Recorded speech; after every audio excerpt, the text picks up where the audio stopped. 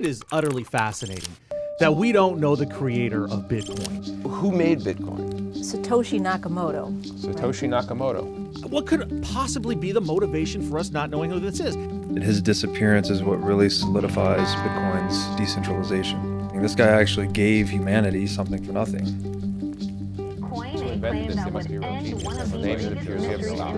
Satoshi Nakamoto First, is... Benita I do know that one person on the planet that could find the true identity of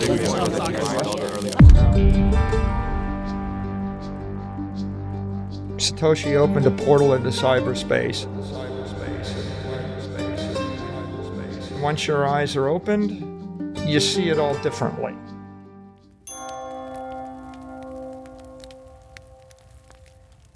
Money has not generally been regarded as having anything to do with journeys into the non-material realm of the spirit. It is generally believed to belong to the material world. It can buy certain things, but it cannot buy friendship, love, intelligence, or the answers to deep and eternal questions about the mysteries of the universe. In fact, money is accused of leading people away from these. This, however, takes us to the curious matter of Bitcoin. In 2009, a brand new form of money was created and released to the world. It was called Bitcoin. It went on to become the fastest asset in the world to reach a $1 trillion valuation. It garnered the attention of the entire financial world. Impressive, but not spiritual. Apart from that, though, quite unexpectedly, many people who study Bitcoin discover that it arouses within them life-altering spiritual journeys. When so few things in this world inspire such experiences, including many of the things that promise to do so, why does Bitcoin do this without making any such promises? Our search for the answer to this question begins at the beginning of Bitcoin's story. It is a story unlike any other.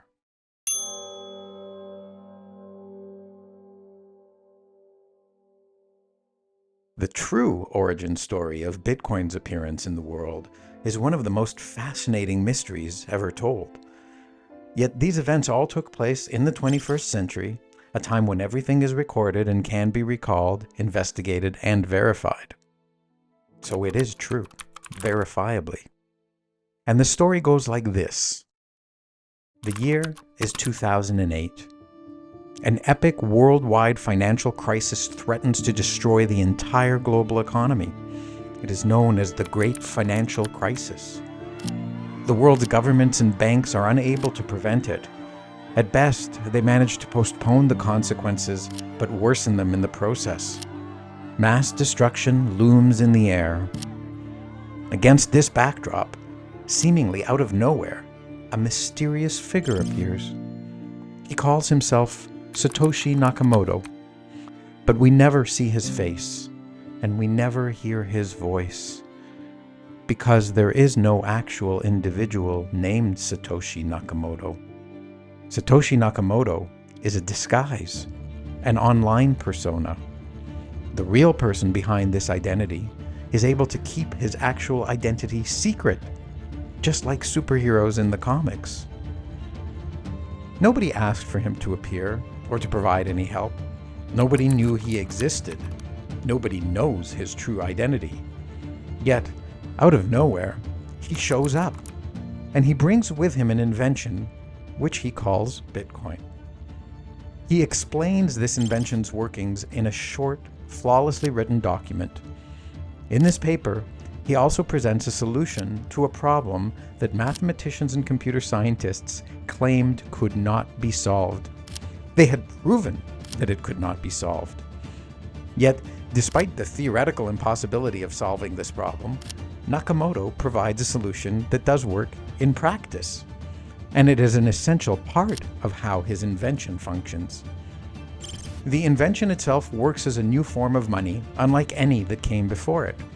It is an intangible, yet incorruptible money, ruled by no person, no institution, no company, and no government. It is rules without any rulers. For a couple of years, the mysterious Satoshi maintains the system, evangelizes the idea, and finds volunteers to run and tweak it alongside him. And then, poof, quietly, he simply disappears. It's an exit with no fanfare, not even an announcement. He merely leaves, sending a final email to one developer saying he has moved on to other things and that Bitcoin is in good hands. He is never heard from again. What becomes of this invention then? Abandoned by its creator, is it now doomed? Hardly. Despite having no leader, no employees, no funding, and no marketing, Bitcoin roars to life and spreads throughout the world. It is not a democracy. It is not a corporation. It is not a charity. Its fundamental rules cannot be altered by anyone. It is an invention unlike any that ever came before it. As such, it is indescribable with existing words. New ones need to be created to attempt to explain it. And its creation is itself hard to describe. Nobody can quite explain how in one single act, Satoshi was able to simultaneously address the unsolvable mathematical problem and build a system that could run itself without requiring regular maintenance. Bitcoin can, and in fact does, run itself. Moreover, the system is accessible to every single human being on Earth. Nobody needs to go through a sign-up process to use it, and nobody can prevent anybody else from using it. And the system itself cannot be stopped. Even the most powerful governments in the world are powerless to stop it. It is a system engineered to essentially last forever. Its design can accommodate running for billions of years without ever running out of storage space or exhausting user IDs or even requiring any significant upgrade. Its continued operation relies only on the eternal and unchanging laws of math and physics. Bitcoin does so many things that no invention before it could. How did Satoshi do it, people wonder. But because he's vanished, no one can ask him how he did it. In vanishing, Satoshi took with him these secrets, but he left behind, abandoned, approximately 1 million bitcoins that he himself earned in its earliest days, long before the coins were worth anything to others. We cannot ask him why he invented Bitcoin, how he remained hidden, why he disappeared, how he came up with these ideas, or where he found the strength to remain hidden after his disappearance, either at times when Bitcoin was being attacked and looked like it needed his help, or when his million coins reached a value of $1 billion, and then $10 billion. We can only ask ourselves questions about Satoshi. What kind of person was this mysterious creator of Bitcoin, who solved a problem thought to be impossible to solve, who kept his identity hidden from every single person and agency in the world, who built an unstoppable and indestructible system, and who mysteriously vanished and turned his back on extreme fame, power, and fortune, rewards so often sought by so many? There are more questions about Bitcoin's story than merely those about Satoshi. In our modern world, we have been raised to believe that nations and large corporations are the world's most powerful entities. Yet, while many of these have opposed Bitcoin, seeking to ban, destroy, seize control of, or compete with it, none have managed to do so. How does Bitcoin survive despite having so many powerful enemies? Why are they its enemies? Why have some changed their views to become its allies? And why have so many people become believers in Bitcoin as a solution to many of the world's problems? When we hear this story, we must remind ourselves that it is not a story distorted by thousands of years of history, by changes in languages, by a lack of physical evidence to support it, or by any of these other obstacles that ancient myths suffer from. It did happen, and it is in fact continuing to happen before our very eyes. There are already many exciting chapters in Bitcoin's short history. Consider the episodes where nations like China, Turkey, and India outlaw it, or when in America, powerful politicians seek to ban it. There's the attempts by leaders of financial institutions to use their authority and influence to harm and discredit Bitcoin. Yet, Bitcoin survives all these attacks. In fact, it is made stronger by them. The battles do not end there. The heads of the world's largest banks take note of Bitcoin. They laugh at it at first. Then they vilify it. Then they welcome what they think is its underlying blockchain technology. Slowly, they begin to accept it, but they remain cautious. Huge corporations like Facebook attempt to create substitutes, mustering their huge audience, capital reserves, and reputation. They fail. Entrepreneurs and plenty of charlatans pretending to be entrepreneurs try building copycat systems. They obtain the backing of large venture capital firms. They spend hundreds of millions to market their alternatives. But these come and go like the seasons. Bitcoin is often imitated and often attacked, but never duplicated or destroyed. Were it not for the fact that Bitcoin's origin story is so fully documented and so thoroughly and provably verifiable, critics could easily dismiss this story as an unsubstantiated myth, given how many attacks Bitcoin has reportedly survived. What makes this so extraordinary is that this is a story that flies in the face of many widely held beliefs.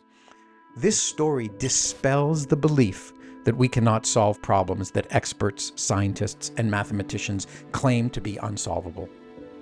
It erases the belief that a person cannot maintain their privacy or keep secrets. It eliminates the belief that it is only fame, fortune, or power which motivates people. And it invalidates beliefs that nations and corporations are all powerful. All these beliefs are, by this one true story alone, completely shattered.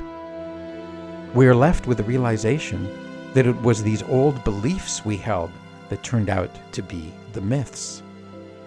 This story of Bitcoin's origin destroys beliefs so widely held in our present culture that not believing any of them could be considered by many a sign of insanity, or at the very least, a sign of being hopelessly unrealistic. After all, if you disagree that people are driven by greed, whether for power, money, or fame, you are deemed so foolishly naive that you must be stupid. If you believe you can create something worth hundreds of billions of dollars that the world's most powerful governments and armies couldn't stop, you'd be labeled delusional.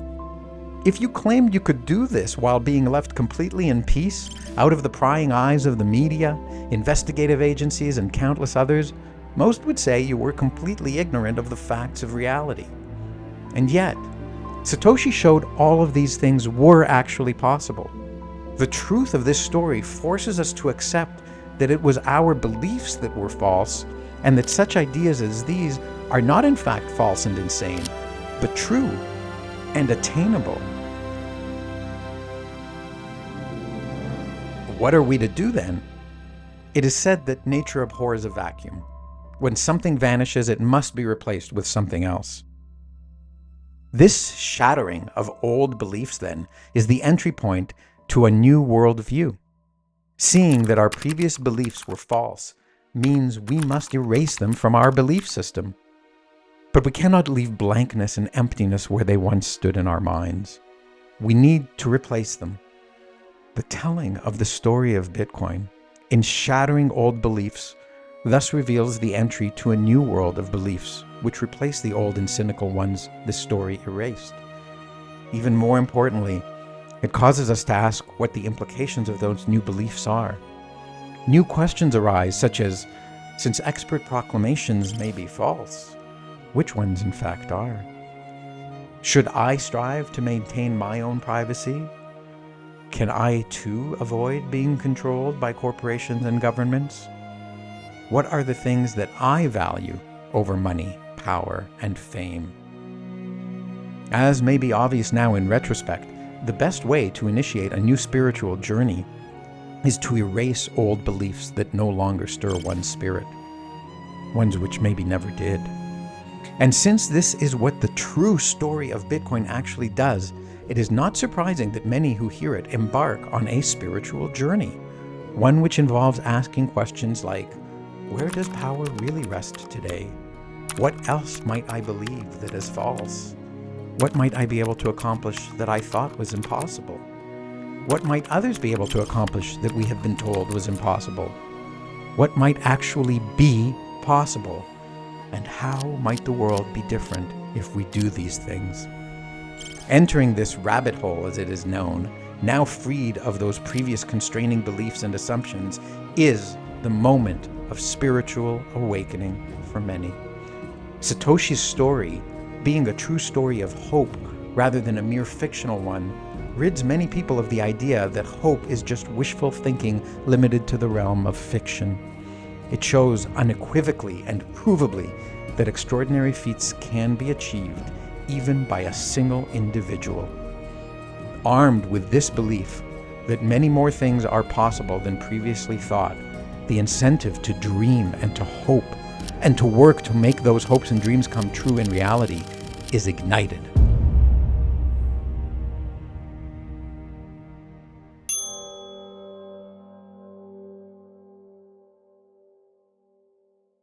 Exploring Bitcoin requires asking a simple-sounding question that turns out to be a very complicated one to answer. That simple question is, what exactly is money? Why must we ask this question? It turns out that another thing many of us took for granted as a belief was that money is something our nation's governments say is money.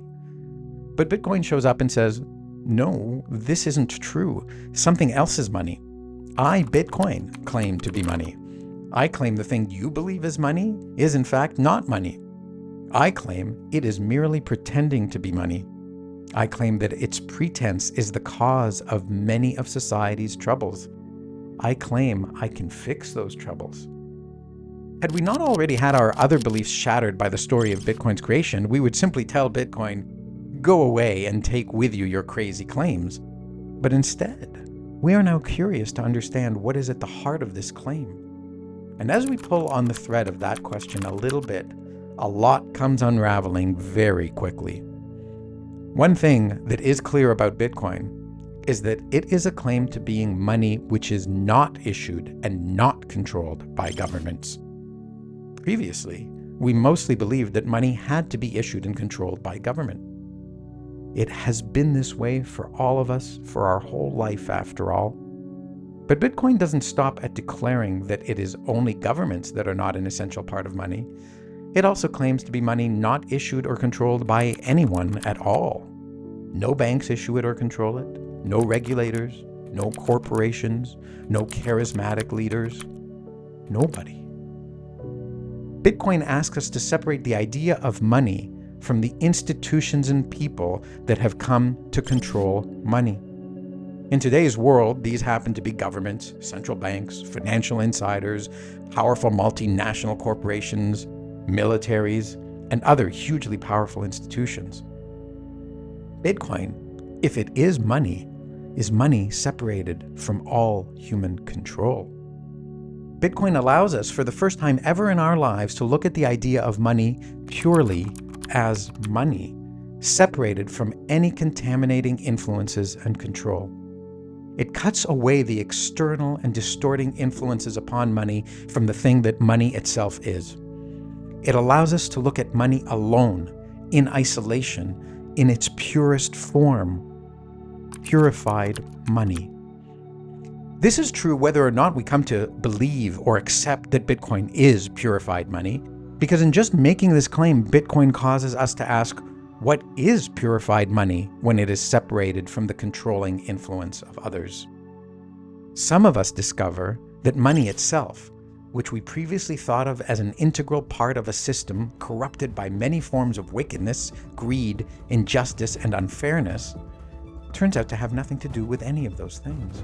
We find that money is good, and that it is as much a victim of that corrupted system as we are. We learn that purified money is simply a way for us to deal peacefully with each other through mutual agreement. It simply lets us trade something we have, like our possessions, our skills, or our time, with other people in exchange for something they have, money. And that we can then use our money to trade for something someone else has, their possessions, their skills, their time, without force, without violence, without lies, without someone else taking a cut, without someone else telling us whether we're permitted to. Pure money is the enabler of peaceful dealings between free people. This is a powerful insight in and of itself, but it also opens us up to a further step in our spiritual journey, exploring other things in their purest form. Seeing that one thing, money, which we thought was necessarily part of an evil, guilty, or imperfect institution, turned out to in fact be innocent and good when stripped of contaminants, makes many of us wonder if the same could be true of other things, especially other things that are wrapped up tightly in complicated institutions with questionable motives. We are freed to ask, what if I separate some other idea from the institutions now in control of it? What is education apart from the schooling system and degree-granting institutions? What is healthcare apart from the medical establishment and pharmaceutical industry? What is morality when stripped of authorities claiming a monopoly on it? And for some, or perhaps many even, what is spirituality, religion, or God apart from the institutions claiming to speak on their behalf? And as we begin to explore those questions, it turns out that for many of us, the source of much of our concerns, our anger, our hatred, or our frustrations with these and other topics is not actually related to the core or pure idea. Instead, it is the institutions that have wrapped themselves around the idea that have tainted it. So for those of us who rejected the moral, spiritual, and religious realm because of our dislike or mistrusts of its earthly institutions, Bitcoin now provides us with a template for asking and learning about that thing purified, extricated from these contaminants. And if we do, then so begins another journey, or several, framed similarly to our first question that Bitcoin made us ask of what actually is money. We now ask, what actually is learning? What actually is being healthy? What actually are purpose, morality, and spirit? Isn't it remarkable that asking the simple question, what actually is money, begins, for many, a journey whose path might lead to asking a question like, what actually is God? And then going down that path.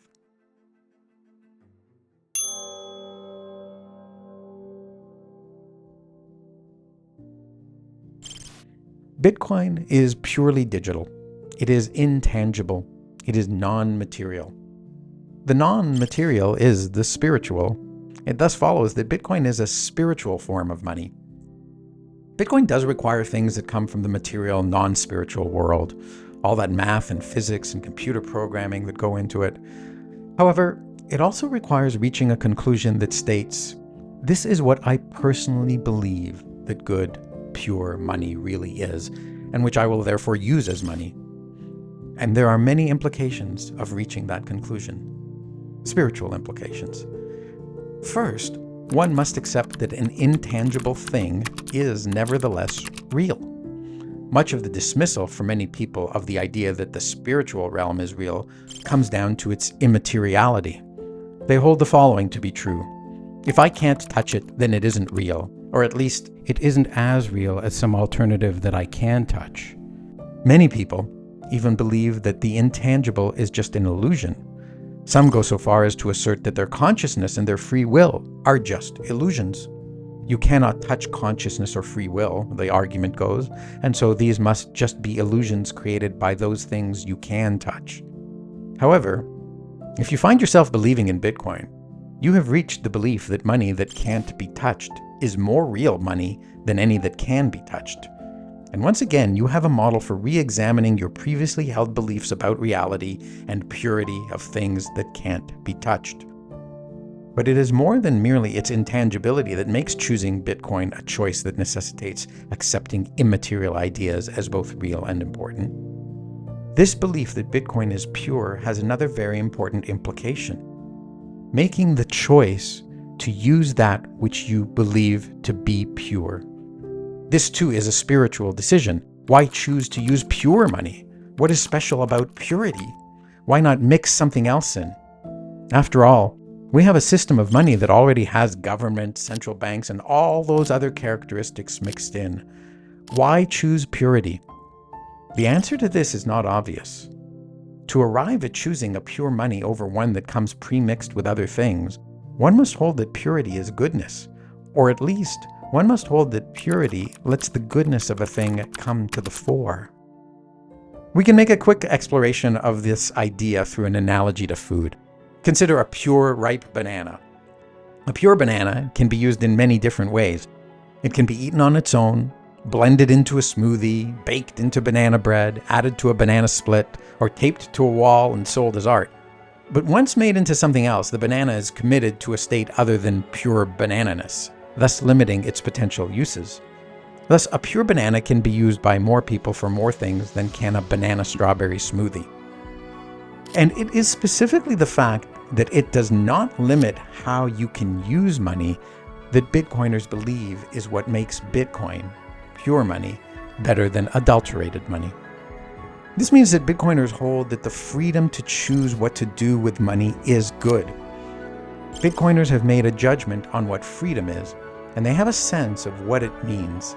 This means that Bitcoiners hold that the freedom to choose what to do with money is good. Bitcoiners have made a moral judgment on what freedom is, and they have a sense of what that means, that it means being able to make personal choices. Freedom is, of course, another spiritual idea. You cannot touch freedom.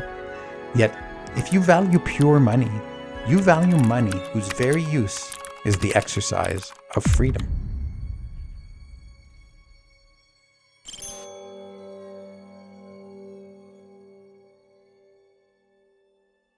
A spiritual journey almost always entails asking the question, what are the most important matters?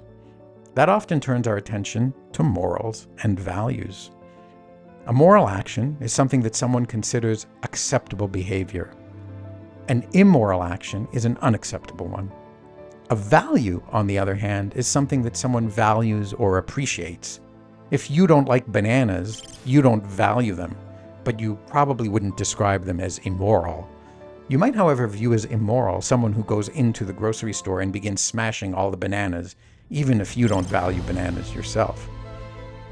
The journey into exploring Bitcoin causes one to ask many times along the path, is Bitcoin offering something here that I find valuable and moral? It makes one look into one's own spirit to verify what it is that one finds moral and valuable. It is worth emphasizing here that Bitcoin does not say, choose me for I am good. It merely says, here I am as I am.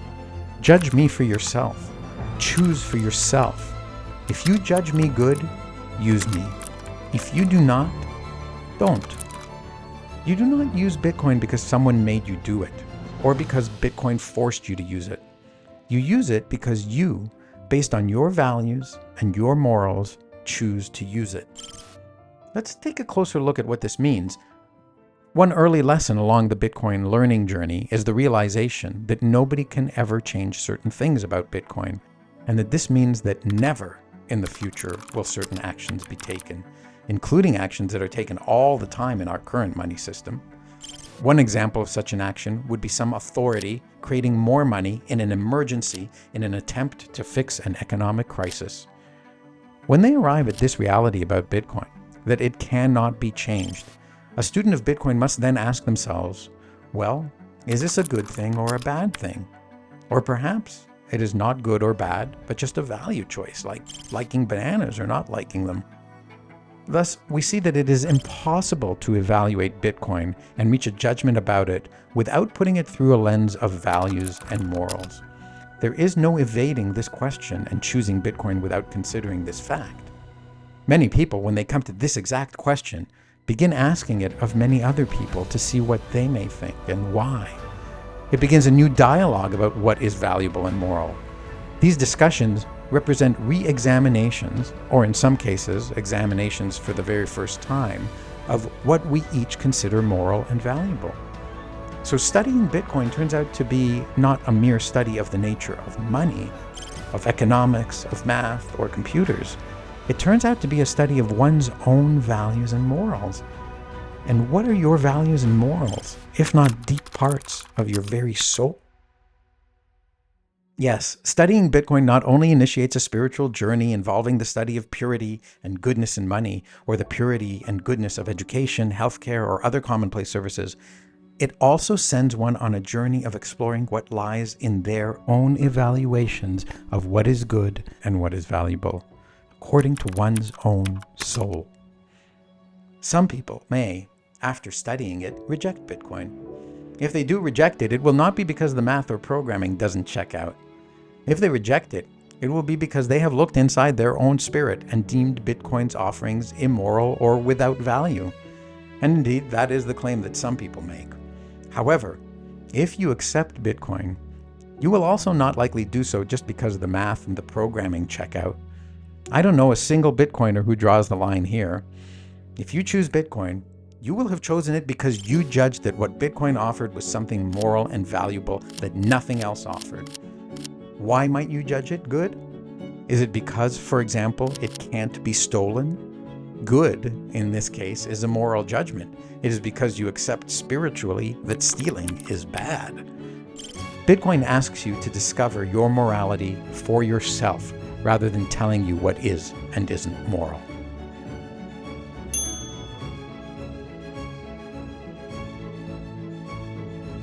There are many other aspects of the study of Bitcoin that direct its students to spiritual considerations, questions, discussions, and oftentimes even answers. But they will not all be explored, for our time here is nearly finished. I will, however, leave you with a new interpretation of part of the amazing myth of Satoshi Nakamoto that you may now appreciate. Satoshi gave the earth Bitcoin. He watched over it until it needed no father or leader, and then he set it free by disappearing forever. When he did so, he left behind a treasure of approximately 1 million Bitcoins. He left them out in plain sight. Everyone can see them. Every Bitcoin is visible to every person in the world who looks at its public record, commonly known as its blockchain. The value of these coins grows colossally as the value of Bitcoin does. It is the biggest pile of Bitcoin in the world that belongs to any one entity, and it will almost certainly remain the biggest forever. If Bitcoin becomes all the money in the world, it will be the largest pile of money in the world. Yet nobody can take any of it. It is in plain sight, yet it is untouchable. You can imagine then the lust and the greed that this pile of money sitting in plain sight will incite in those who long for wealth or fame or power. It will drive them mad with lust and greed. They will spend many hours, days, or even years trying to figure out how to get their hands on some or all of it. It is a loud siren declaring to those who hunger for power, "Here lies Satoshi's legendary treasure. Take it if you can." Yet, as this fortune grows, it will serve as an example to all of humankind that pure money belongs only to the one who earned it. And pure money gives its owner the freedom to do with it as they choose. And this pile is Satoshi's money. And what Satoshi chose to do with it was not to buy anything material with it. His choice was not to use it to become famous and have people tell him how great he is. His choice was not to use it to become a powerful man on the world stage, influencing policies that affect the lives of others. Instead, he chose to use this money for another purpose. He chose to make it into an eternal monument dedicated to the human spirit. To stand there forever, to show that one person can accomplish many things that others have proclaimed to be impossible.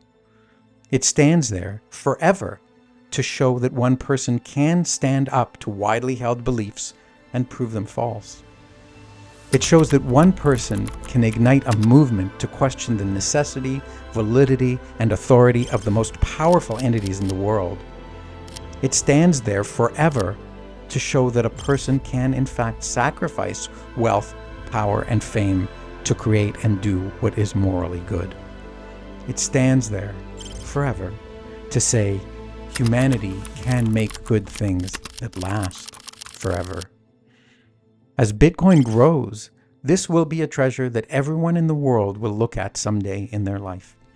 This treasure will guide them into studying Bitcoin, perhaps only because they are driven by a greedy desire for easy wealth, which makes them curious about how they might be able to snatch a portion of this treasure. And when this treasure turns their attention to studying Bitcoin, it will ignite in many of them their own spiritual journey. They too will ask, what exactly is money? What exactly is pure money? What exactly is pure education, healthcare, morality, and more? They too will ask, who am I? What exactly am I?